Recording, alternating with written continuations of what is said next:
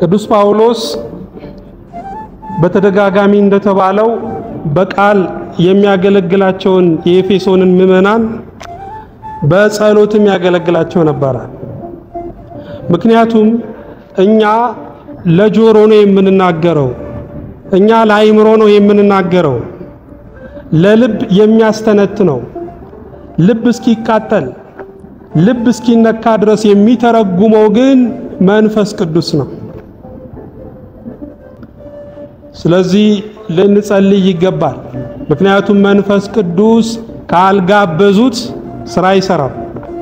በጸሎት ስንጋብዘው በእምነት ስንጋብዘው ያኔ መንፈስ ቅዱስ ስራውን ይሰራል። ትልቁ ውጊያ ያለው ስብከት ላይ እንዳይመስላችሁ፣ ትልቁ ውጊያ ያለው እዚህ ጋር ቆሞ መዘመር እንዳይመስላችሁ። ትልቁ ውጊያ ያለው ጸሎት ላይ ነው። ስብከት ምርኮን መማረክ ነው። ያልገደሉት ደግሞ አይማረክም። ያልወጉት ያልጣሉት አይማረክም። ስለዚህ የጦርነቱ አውድ የት ነው ያለው ካልን የጸሎታችን ስፍራ ነው። ወገኖቼ ልንጸልይ ይገባል። አንዳንድ ጊዜ በእግዚአብሔር ቃል የመከርናቸው ሰዎች፣ ከእግዚአብሔር ቃል ተነስተን ያስተማርናቸው ሰዎች ለመለወጥ ኃይልና ብርታት ሊያጡ ይችላሉ። ያኔ ልንጸልይ ነው የሚገባው። ከድካማቸው የሚወጡበትን የሚለወጡበትን ኃይል ከእግዚአብሔር እንዲቀበሉ ወገኖቼ ልንጸልይ ይገባል። በተለይ አሁን ያለነው አገልጋዮች መጸለይ አልሆነልንም። አዎ የጸሎት ወገባችን ተመቷል። የጸሎት ጉልበታችን ደክሟል ወገኖቼ። ያዕቆብ ለዛ ነው አትለምኑምና ለእናንተ አይሆንም ይላል። ካለመለመናችን የተነሳ ብዙ ነገሮች ቀርተውብናል። የኤፌሶን ምዕመናን እጅግ በጣም የታደሉ ነበሩ። ቅዱስ ጳውሎስ ይለምንላቸው ይጸልይላቸው ነበር። እንደውም አንድ ሰው ጥያቄ ይጠይቋል። በዓለም ላይ ትልቅ ሰው ማን ነው ብሎ ጥያቄ ጠየቀ። ግማሹ ሀብት ያለው አለ፣ ግማሹ ስልጣን ያለው አለ፣ ግማሹ ዝነኛ የሆነ አለ። እነዚህ ሁሉ ትክክል አይደላችሁም አላቸው። በዓለም ላይ ትልቁ ሰው የሚጸልይለት ወዳጅ ያለው ነው። ወደ እግዚአብሔር የሚያሳስብለት የሚለምንለት ወዳጅ ያለው ሰው ትልቅ ሰው ነው በእውነት። ስለዚህ የኤፌሶን ምዕመናን የታደሉ ነበሩ በእውነት። በዚህ ክፍል ላይ የቅዱስ ጳውሎስን ጸሎት ነው የምናየው። ወደ ክፍሉ ንግባ። ክፍሉ ሲጀምር ቁጥር 14 ላይ ስለዚህ ምክንያት በሰማይና በምድር ያለ አባትነት ሁሉ ከሚሰየምበት ከአብ ፊት ምን እላለሁ? እንበረከካለሁ። ቅዱስ ጳውሎስ ለኤፌሶን ምዕመናን እየተንበረከከ ነው፣ እየወደቀ እየተነሳ ነው፣ እየጸለየ እያነባ ነው። በሁለንተናችን እግዚአብሔርን ማምለክ ይገባናል። የሰራዊት ጌታ አይደለም የሚባለው እግዚአብሔር። የሰራዊት ጌታ ሲባል እንደኛ የመላእክት ጌታ ብቻ ይመስለናል አይደል? ግን አይደለም። የሰራዊት ጌታ ማለት በሰማይም በምድርም ላሉ ለሚታየውም ለማይታየውም ፍጥረታት በሙሉ እሱ እግዚአብሔር ጌታ፣ እሱ እግዚአብሔር ገዢ መሆኑን የሚያስረዳ ቃል ነው ወገኖቼ። ስለዚህ ለእግዚአብሔር በአካላችንም በመንፈሳችንም በነፍሳችንም ልንገዛ ይገባል ወገኖቼ። ለእግዚአብሔር መንበርከክ እኛ ብዙ ጊዜ አልሆነልንም። ጤና እያለን አቅምና ጉልበት እያለን ተኝተን ነው የምንጸልየው፣ ቁጭ ብለን ነው የምንጸልየው። በመጽሐፍ ቅዱስ ላይ ግን ስናይ ደጋግ የሚባሉ አባቶች ቅዱሳኑ ሁሉ ለእግዚአብሔር ተንበርክከዋል። እነ አብርሃም፣ እነ ዳዊት፣ እነ ሶሎሞን ማን ያልተንበረከካለ ወገኖች?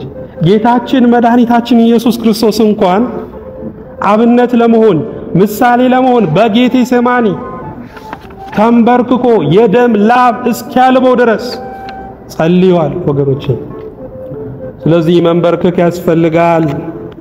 አዎ በተንበረከከ ልብ ስንንበረከክ አምልኮታችን በእግዚአብሔር ፊት ዋጋ አለው። በተንበረከከ ልብ ስንበረከክ ጸሎታችን ቅድመ እግዚአብሔር ይደርሳል።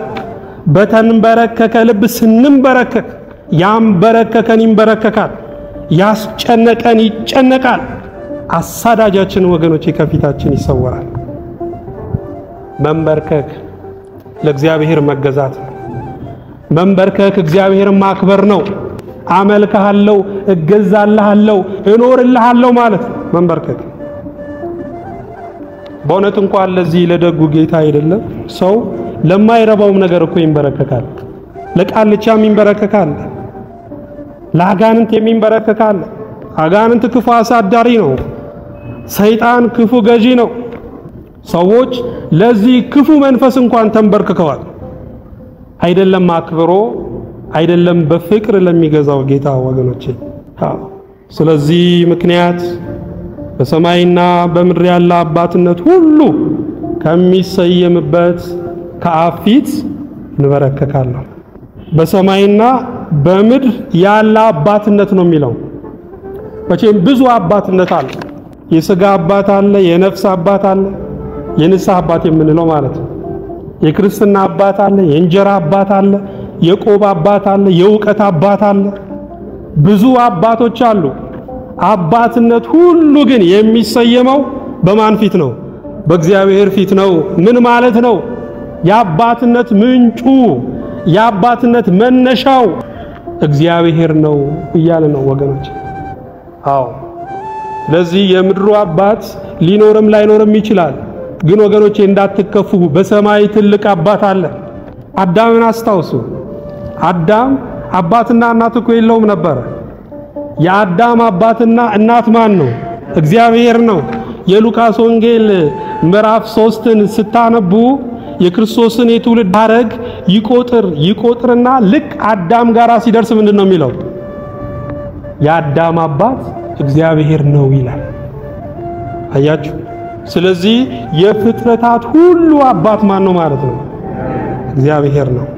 ስሙ የተመሰገነ ይሁን። በእውነት የሥጋ አባቶቻችን ቢኖሩም ግን ማድረግ የማይችሉት ነገር አለ። የሥጋ አባት ቢኖርም ሊሰጠን የማይችለው ነገር አለ። እግዚአብሔር ግን ሁሉን ይችላል። ሁሉ በሁሉ የሆነ አንድ አባት አለን፣ እሱም እግዚአብሔር ነው። ስሙ የተመሰገነ ይሁን። በእውነት ጌታችን መድኃኒታችን ኢየሱስ ክርስቶስ ወደዚች ምድር የመጣበት ምክንያት አንዱ ምን ይመስላችኋል? መለኮታዊ ክብሩን እንደው ግርማውን ለመግለጥ ብቻ ይመስላችኋል? አይደለም። እሱንማ በብሉይ ኪዳን ጊዜ እኮ አይተነዋል። ሙሴ እግዚአብሔር አይናገረን አንተ ተናገረን እስኪሉ ድረስ በብሉይ ኪዳን ጊዜ እግዚአብሔር ክብሩን ገልጧል፣ ግርማውን ገልጧል።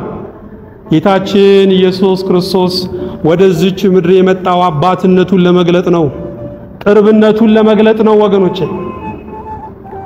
እግዚአብሔር ጌታ ሆኖ እግዚአብሔር አምላክ ሆኖ ግን ጌታና አምላክ በሉኝ እኮ አላለም።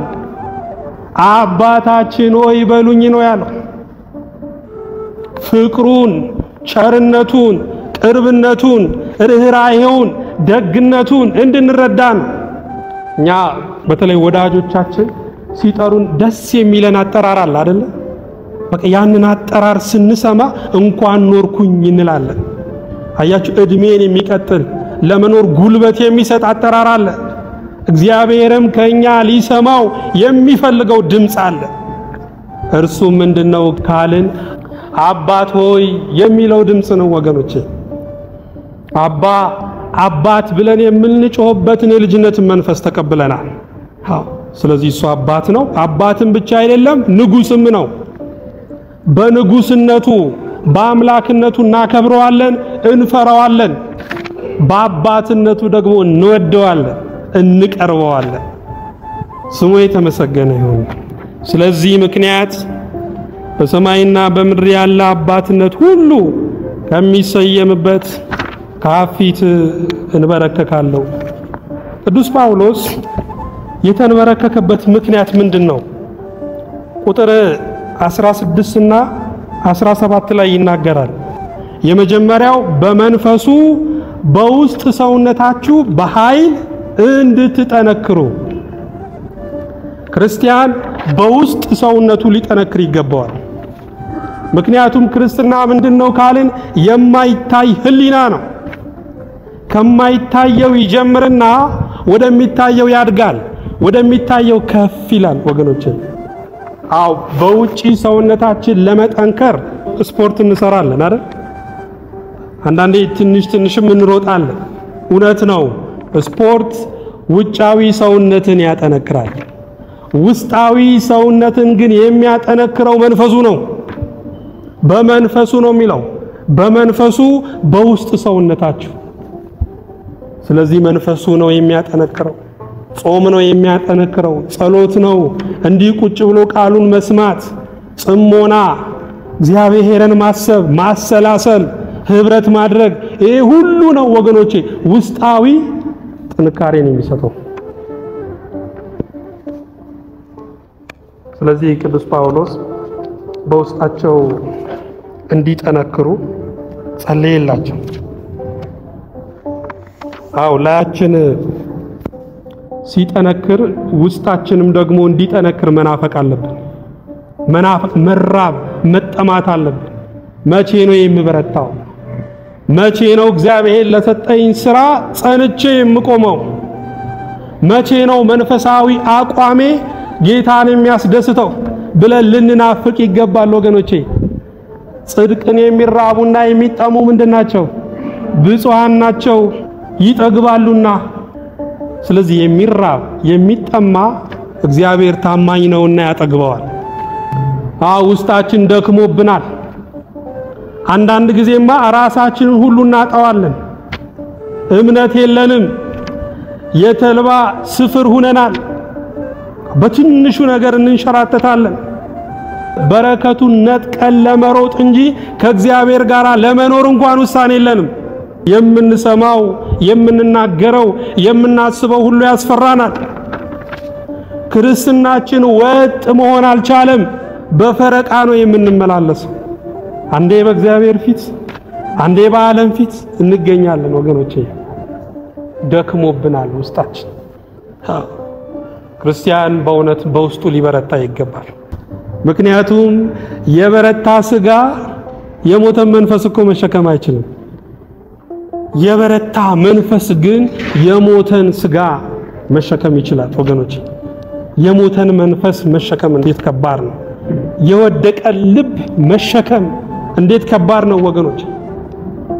ስለዚህ ሐዋርያው ቅዱስ ጳውሎስ በመንፈሱ በውስጥ ሰውነታቸው እንዲጠነክሩ ጸለየላቸው።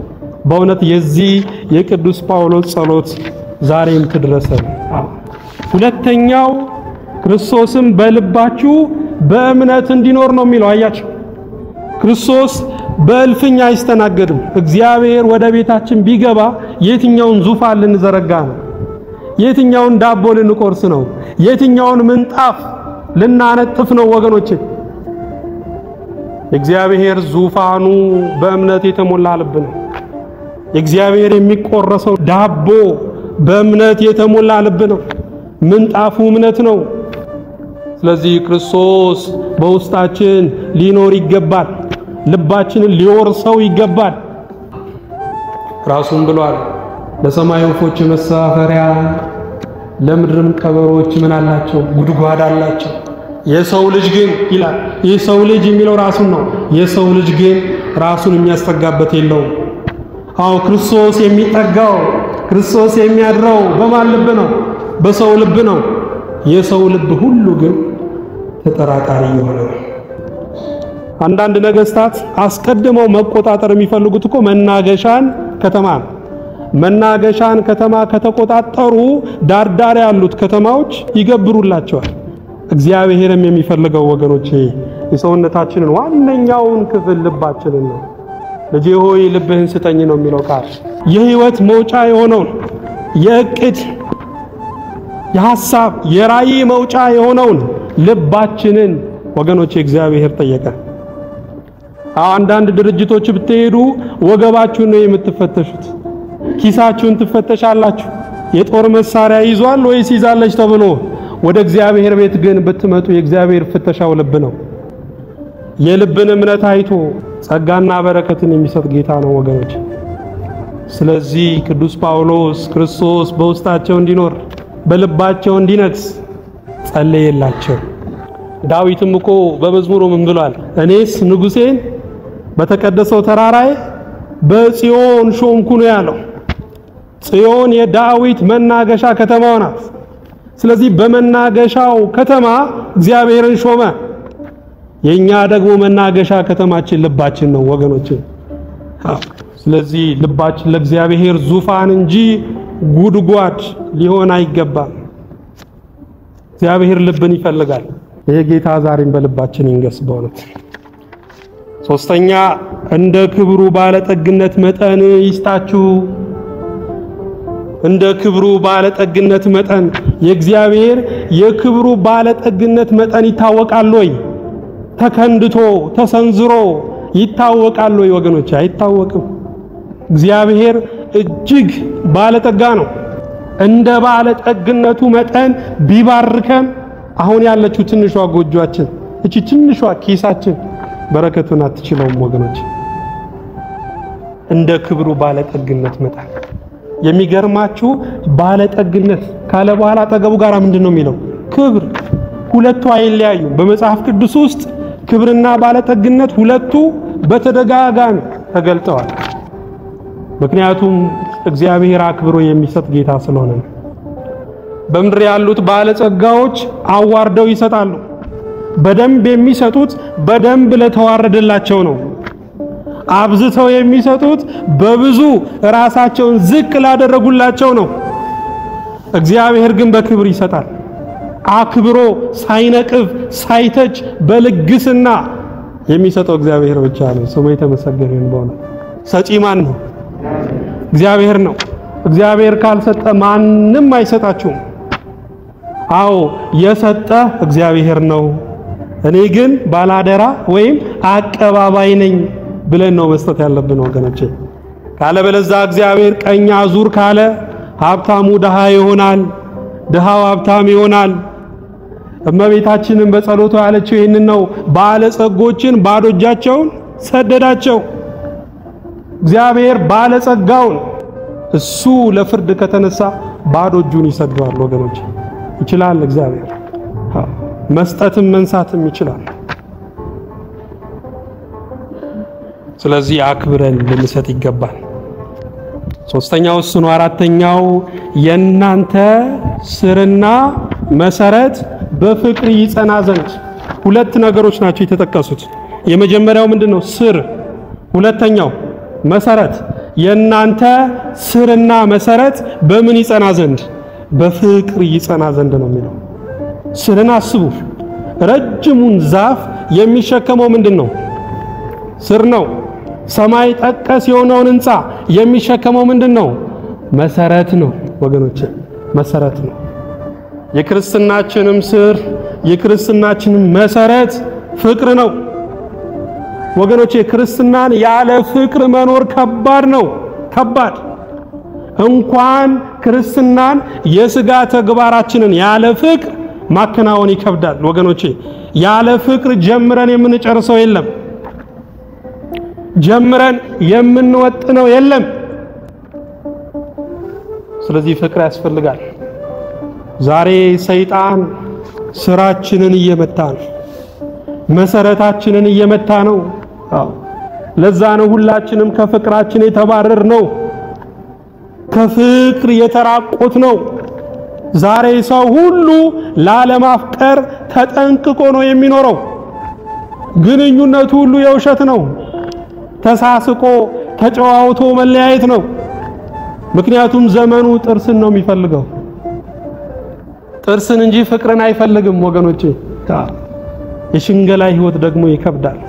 የድራማ ህይወት ያደክማል፣ እውነት ግን አያደክምም። ስለዚህ በእውነት ልንዋደድ ይገባል። ፍቅር ደግሞ መሰረት ነው። ፍቅር ስር ነው። ስር የሌለው ዛፍ ምንም ፍሬው ቢንጀረገግ ወገኖቼ መውደቁ አይቀርም። መሰረቱ የተናጋ ህንጻ ምንም ቢያምር መውደቁ አይቀርም ወገኖቼ። ያለ ፍቅር ያለ ፍሬ መርገፉ አይቀርም። ያለ ፍቅር ያለ ልምላሜ መጠውለጉ አይቀርም። ያለ ፍቅር ያለ ቁመና መውደቁ አይቀርም። ስለዚህ ፍቅር ያስፈልጋል። ፍቅር ጨው ነው። ጨው በወጥ ውስጥ ያሉትን እነ ቲማቲም፣ እነ ሽንኩርት፣ እነ ቃሪያ፣ እነ በርበሬ ጣዕማቸውን ዋጋቸውን እኮ እንዲያወጡ የሚያደርግ ነው። ጨው ከሌለበት ወጡ እነዚህ ሁሉ ዋጋቸውን ያጣሉ፣ ጣዕማቸውን ያጣሉ። ወገኖቼ የጸጋም ዋጋው የሚገለጠው በፍቅር ነው። ፍቅርን ደግሞ ከክርስቶስ ተምረናል እኮ አይደለ? ፍቅር ወገኖቼ በመልእክተኛ አይሆንም።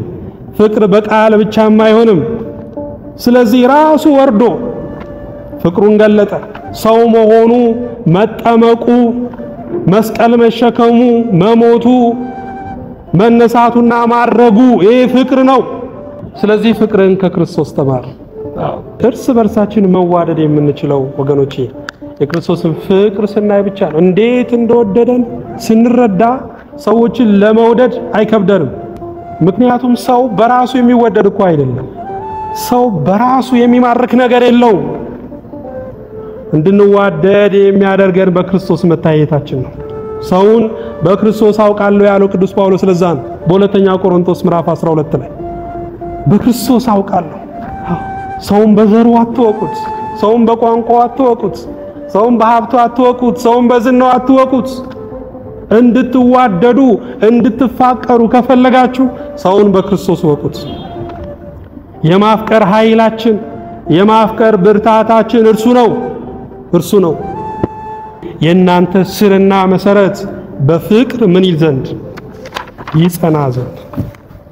ቁጥር 18 ላይ ከቅዱሳን ሁሉ ጋራ ስፋቱና ርዝመቱ ከፍታውም ጥልቅነቱም ምን ያህል መሆኑን ለማስተዋል ከመታወቅ የሚያልፈውን የክርስቶስን ፍቅር ለማወቅ ትበረቱ ዘንድ። ይሄ ሌላው ልመና ነው።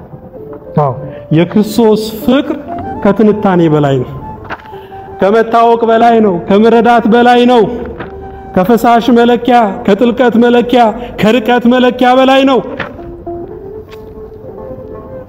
ሞቱን እንኳን ብቻ ብናስብ ወገኖቼ ሰዎች በብዙ አይነት ምክንያት ይሞታሉ። ግማሹ አርጅቶ ይሞታል። ጌታችን ግን የሞተው አርጅቶ አይደለም።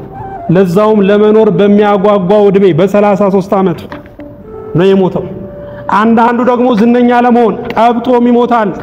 በመልካሙ ነገር በጥሩ ነገር ዝነኛ መሆን ሲያቅተው በክፉ ነገር ዝነኛ ሆናለሁ ሲል ቀብጦ የሚሞታል። በሰማዕትነትም የሚሞታል። ክርስቶስ ሰማዕቱ ነው አይደለም የሞተው። በሌላም በብዙ ምክንያት የሚሞታል። የጌታችን ሞቱ ግን በምን ምክንያት? ለቤዛነት ነው። ራሱን ለሁሉ ቤዛ አድርጎ ሰጠ ነው። ስለኛ ነው የደማው፣ ስለኛ ነው የቆሰለው፣ ስለኛ ነው የሞተው፣ ስለኛ ነው መልኩን ያረገፈው፣ ስለኛ ነው አፈር የቀመሰው። ሞቱ ብቻ ፍቅሩን ያብራራል ወገኖቼ። ከመታወቅ ከመረዳት በላይ የሆነውን ጥልቅ የሆነውን ይሄንን ፍቅር ትረዱ ዘንድ እስከ እግዚአብሔር ፍጹም ሙላት ደርሳችሁ ትሞሉ ዘንድ ነው የሚለው። እኛ ለራሳችን የምንሰፍረው ሙላት አለ። እግዚአብሔር ግን ለኛ ያሰበልን ሙላት የተትረፈረፈ ነው፣ ሰፊ ነው ወገኖቼ። የዛሬ ሳምንትም ብያችኋለሁ። በመንፈሳዊ ሕይወት ውስጥ ትልቁ በሽታ ምንድነው ካልን በትንሹ መርካት ነው። በትንሹ መርካት። አንድ ሰው ከመለስኩኝ፣ አንድ ሰው ወደ እግዚአብሔር ካቀረብኩኝ በቃኝ እንላለን። አንድ ሰው ከረዳው በቃኝ እንላለን ወገኖቼ። የክርስትና ወደቡ ግን የአገልግሎት ወደቡ ግን ወገኖቼ ሰማይ ነው። የአገልግሎት ወደቡ ትችት አይደለም። የአገልግሎት ወደቡ ስድብና ነቀፌታ አይደለም። የአገልግሎት ወደቡ ሰማይ። ምንድነው የምታስቡት? ምንድነው ራያችሁ? ትዳር ብቻ ነው? ባለብዙ ዲፕሎማ ባለብዙ ዲግሪ መሆን ነው ወገኖቼ? ትዳርማ ለመመስረት ጥሩ አባወራ መሆን በቂ ነው። ብዙ ዲፕሎማና ብዙ ዲግሪ ለመያዝም ጠንክሮ መማር ነው ወገኖቼ። ከዚህ የተሻለ ማሰብ አለብን። ራዕይ ማለት ከራስ አልፎ ከቤተሰብ አልፎ ለሌላው መኖር ለሌላው ማሰብ ማለት ነው ወገኖቼ። በእኛ ዘመን ቢያንስ አንድ ቡና ቤት እንኳን ማዘጋት አለብን። በጥንቱ ዘመን አባቶቻችን እኮ ያደረጉት ይሄንን ነው። ጣዖት ቤቱን ያፈረሱ ቤተ ክርስቲያንን ይሰሩ ነበር። ገድለ ተክለ ሃይማኖትን ብታነቡ ያንን ነው የምትረዱት። ቀናትን እንኳን ቅዱሳኑ የሚታሰቡበትን ቀናትን እንኳን ብናይ በርግጥ ብዙ ምክንያት አለው። የመጀመሪያው ምክንያት ግን ለምሳሌ ወር በገባ በ12 ትልቅ ጣዖት ነበር። ስለዚህ ሰው ያንን ጣዖት እያሰበ እንዳይፈራ ግብሩን ባጓድል የሆነ ነገር ሆናለሁ ብሎ እንዳይሰጋ ቅዱስ ሚካኤል ተሰየመበት፣ ቅዱስ ገብርኤል ተሰየመበት፣ መድኃኔዓለም እመቤታችን ድንግል ማርያም ተጠሩበት ወገኖች። ስለዚህ እኛም ቀኑንና ቤቱን መዋጀት አለብን። እንደ ንስር ተፈጥረን እንደ ዶሮ መኖር ነውር ነው፣ ወጉም አይደለም፣ ያስወቅሳል። ስለዚህ እስከ እግዚአብሔር ፍጹም ሙላት ደርሳችሁ ምን ትሉ ዘንድ ትሞሉ ዘንድ ቁጥር 20 ላይ እንግዲህ በእኛ እንደሚሰራ ኃይል መጠን እግዚአብሔር በማን ነው የሚሰራው? በእኛ ነው የሚሰራው። ከዚህ ስትወጡ መንገድ ላይ የተዘረጋ ምን አለ? የኤሌክትሪክ ሽቦ አለ አይደል? ጥቅሙ ምንድነው? ኃይል ማስተላለፊያ ነው። ዛሬም በዓለም ርኩሰት የታሰሩትን ባለማመን በክህደትና በጥርጥር የታሰሩትን እግዚአብሔር የሚለውጠው በእኛ በኩል ኃይሉን ልኮ ነው ወገኖቼ። እኛ ስንዘገይ ብዙ የሚሞቱ አሉ። እኛ ስንዘገይ ወገኖቼ በርኩሰታቸው የሚቀሩ ብዙ አሉ። ቤተክርስቲያን አደራዋን ልትወጣ ይገባል ወገኖቼ። ዛሬም ድረስ ክርስቶስንና ወንጌልን የማያውቁ ሰዎችና ስፍራዎች አሉ። እኛ ምን እየሰራን ነው? ጥንቶቹ እኮ ሰርተው አልፈዋል። አሁን ለተክለ ሃይማኖት እስከ ታንዛኒያ ድረስ የወንጌላቸው አሻራ አለ። እስከ ላይ ግብጽ ድረስ የወንጌላቸው አሻራ አለ። እኛስ ምን እየሰራን ነው? የነሱን ገድል ብቻ ልንተርክ አይደለም የተጠራነው፣ እነሱንም ልንመስል ተጠርተናል። የህይወታቸውን ፍሬ እያያችሁ በእምነት ምን በሏቸው? ምሰሏቸው። መንገዳቸውን ፍኖታቸውን ልንከተል ይገባል። አሁን እንግዲህ በእኛ እንደሚሰራው ኃይል መጠን ከምንለምነው ወይም ከምናስበው ሁሉ ይልቅ እጅግ አብልጦ ሊያደርግ ለሚቻለው ነው። እኛ ብዙ ጊዜ የምንፈራው ነገር አለ አይደለ? እግዚአብሔር ልመናዬን ይሰማኝ ይሆን ወይስ አይሰማኝ ብለን እንፈራለን። እግዚአብሔር ግን ይሰማል። የሚሰማው ደግሞ ከለመነው በላይ ካሰብነው በላይ አድርጎ እግዚአብሔር ወገኖቼ ኃይሉን የሚፈታተን የትኛውም አይነት ጸሎት የለም። የሱን ኃይል የሚፈትን የትኛውም አይነት ልመና የለም። እንደውም የሚያስፈራው ምን መሰላችሁ? የእርሱ መልስ እኛን አፍረክርቶ እንዳይጥል እሱ ነው የሚያስፈራው ወገኖቼ። ምክንያቱም ዛሬ ያሉት በብዛት ባለጠጎችን ካያችሁ ከእግዚአብሔር ለምኖ የተቀበሉ ናቸው። ዛሬ እኮ እግዚአብሔር በገዛ በረከቱ እየተወጋ ነው። እግዚአብሔር የለም ብሎ የካደው ተማሪ ተስሎ ነው እዛ ትምህርት ቤት የገባው። ተስሎ ገብቶ ክዶ ይወጣል። ወገኖች እግዚአብሔር እንዳይገምተን፣ እግዚአብሔር ከገመተን ማንም የማይነቅለው መውጊያ ነው የሚሰጠን ማንም። ስለዚህ ፍቅር ነው የሚሻለው። በፍቅር መዘመር ነው የሚሻለው።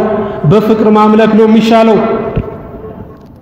እንጂ እግዚአብሔር ወገኖቼ የመከራ ድሃ አይደለም።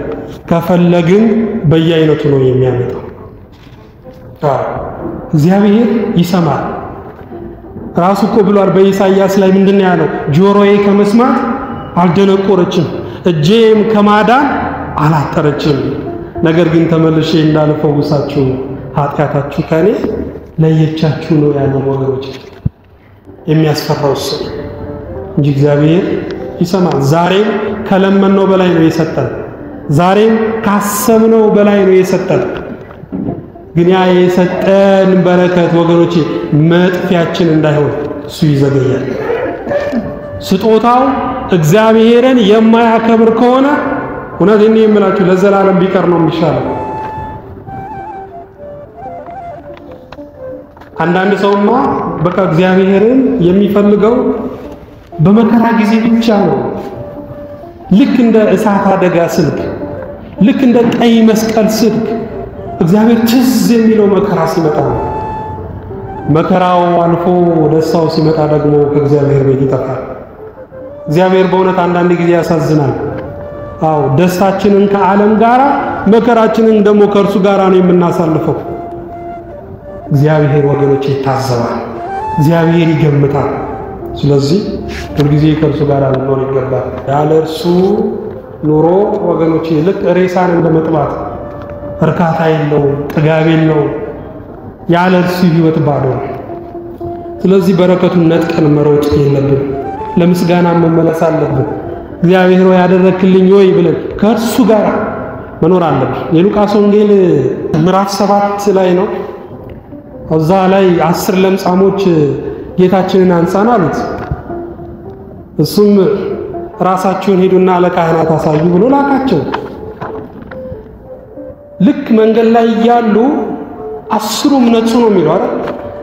9ኙ ወደ የቤታቸው ሄዱ፣ አንዱ ግን ተደርጎልኛል ብሎ እግዚአብሔርን ሊያመሰግን መጣ። ወገኖች ዛሬም ተደርጎልኛል ብሎ የሚያመሰግነው ከ10ሩ አንዱ እጅ ነው። 9ኙ እጅ በልቶ እንዳልበላ፣ አግኝቶ እንዳላገኘ፣ አይቶ እንዳላየ፣ ሰምቶ እንዳልሰማ ነው ወገኖች። እግዚአብሔር ግን ያዝናል።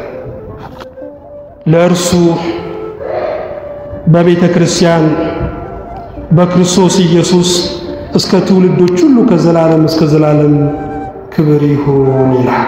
እግዚአብሔር ይመስገን። ክብርን የሚቀበለው በማን ነው? የመጀመሪያ በቤተ ክርስቲያን ነው። በቤተ ክርስቲያን ወገኖች መሰብሰባችን ግድ ነው። እንዲህ ተሰብስበን ቃሉን መስማታችን፣ ተሰብስበን መዘመራችን፣ እግዚአብሔርን ማምለካችን ግድ ነው። ምክንያቱም እግዚአብሔር ክብርን የሚቀበለው በቤተ ክርስቲያን በኩል ነው። መሰብሰባችሁን አትጥሉ። የእግዚአብሔር የመጨረሻው ደስታ ምንድነው ካለ እንዲህ ተሰብስበን ሲያይ። ስለዚህ ሁሉ ጊዜ ልንሰበሰብ ይገባል። ክብርን የሚቀበለው የመጀመሪያው በቤተ ክርስቲያን፣ ሁለተኛው ቃሉ እንደሚል በክርስቶስ ደብዳቤን ተመልከቱ። ደብዳቤው የታሸገበት ፖስታ ምንም ያማረ ቢሆን እንደው የተዋበ ቢሆን በውበቱ ይደርሳል እንዴ? አይደርስም። ያ ደብዳቤ የታሰበበት ቦታ የሚደርሰው በአድራሻው። ስለዚህ የጸሎታችን፣ የልመናችን፣ የምስጋናችን፣ የአምልኮታችን አድራሻ የክርስቶስ ስም ነው ወገኖች። በስሜ የምትለምኑትን ሁሉ ትቀበላላችሁ ብሏል እኮ። የአምልኮ ማዕከሉ እርሱ ነው። የአምልኮ ማዕከሉ ቀራንዮ ነው። ቅዱስ ጳውሎስ ለኤፌሶን ምዕመናን ስለ ምድራዊው ነገር አይደለም የጸለየው፣ ስለ ትዳራቸው፣ ስለ ስራቸው፣ ስለ ንግድ መሳካት ስለዚህ አይደለም የጸለየው ወገኖች፣ ስለ ነፍሳቸው ነው የጸለየው። ዛሬም ቅድሚያ መጸለይ ስላለብን ልንጸልይ ይገባል። ምክንያቱም የነፍስ በረከት ነው ለሥጋ የሚሆነው፣ የሥጋ በረከት ግን ለነፍስ አይሆንም። በእርግጥ ጥሩ ነው አይገባም ማለትም አይደለም ስለነዚህ ነገሮች መጸለይ። ግን በዚህ ክፍል ላይ የተጠየቁትን መንፈሳዊ ጥያቄዎች መመለስ አለብን፣ ግድ ነው። በመንፈሱ በውስጥ ሰውነታችን በርትተናል ወይ? በእምነት ክርስቶስ በውስጣችን አለ ወይ? ስርና መሰረታችን በፍቅር ጸንቷል ወይ? ይሄ ነው ትልቁ ጥያቄ። ይሄ ነገር እንዲከናወንልን ነው አጥብቀን መጸለይ ያለብን። ራሱም እኮ ብሏል ጌታችን ኢየሱስ ክርስቶስ ጽድቁንና መንግስቱን ወቁ፣ ሌላ ሁሉ ይጨመርላችሁ። እኛ በገበያ መካከል አንዳንዴ ስለ ቁልፍ እንከራከራለን፣ ስለ ዘርፉ እንከራከራለን። ዋናው ግን ቀሚሱ ነው። ቀሚሱ መንግስቱ ነው። ቀሚሱ ጽድቁ ነው። ቀሚሱን ስትይዙ ጌጡና ዘርፉ ይጨመራል። ጽድቁንና መንግስቱን ስትይዙ ሌላው ሁሉ ከራት በኋላ ዳረጉት እንደሚጨመር ሌላው ሁሉ ይጨመርላችኋል።